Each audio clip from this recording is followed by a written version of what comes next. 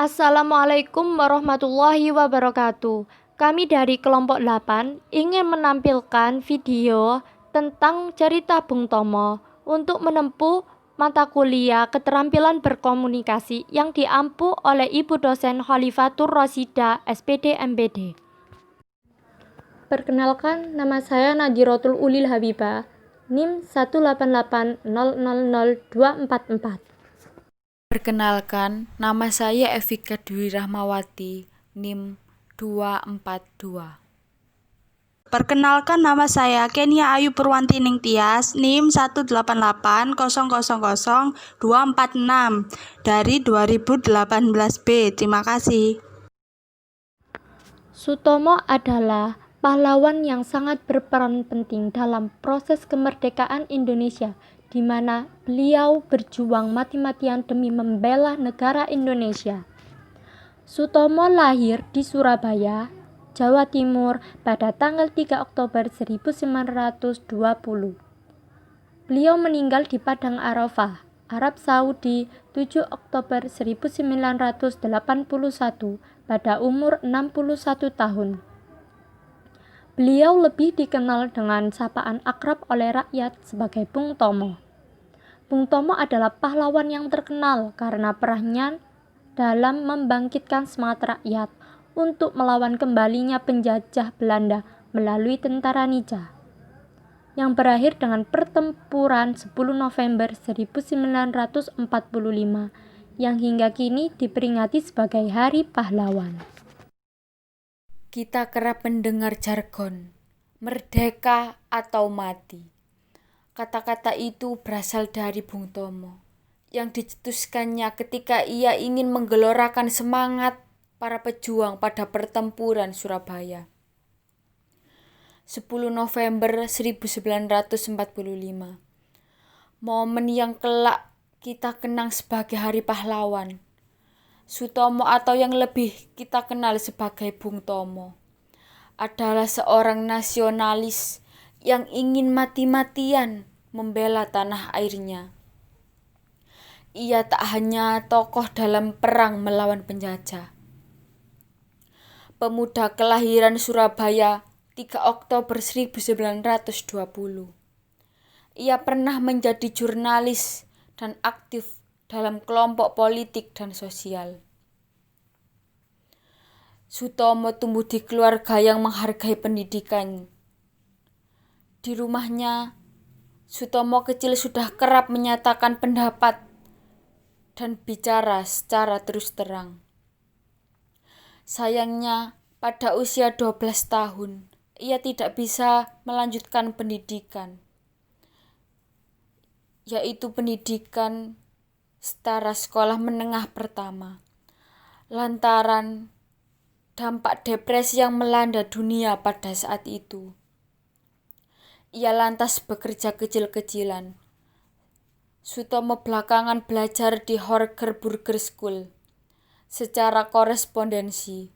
Meski begitu, ia tidak secara resmi lulus dari sekolah ini.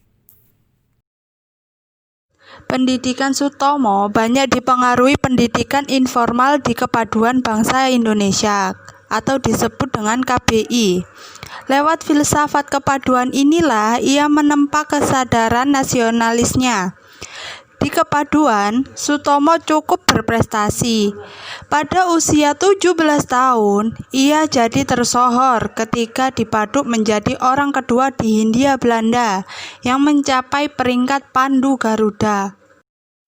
Kepiawaiannya dalam berbahasa dan kecerlangan gagasannya menuntutnya untuk memilih jalur jurnalistik sebagai bidang pekerjaannya. Sejak usia 18 sampai 25 tahun, ia terlibat di berbagai media, seperti Ekspres dan kantor berita. Pada masa-masa setelah proklamasi kemerdekaan, suasana di Surabaya mencekam.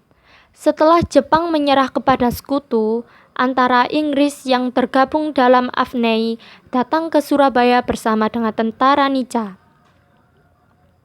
Misi tentara sekutu ini adalah melucuti tentara Jepang dan memulangkan mereka ke negaranya.